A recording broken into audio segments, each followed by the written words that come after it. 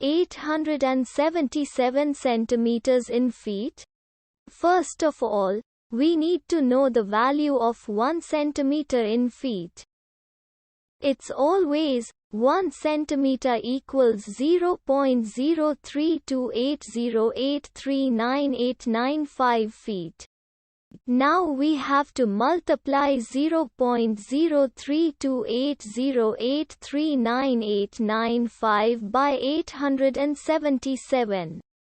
Therefore, 877 centimeters times 0.03280839895 feet equals 28.772965879115 feet.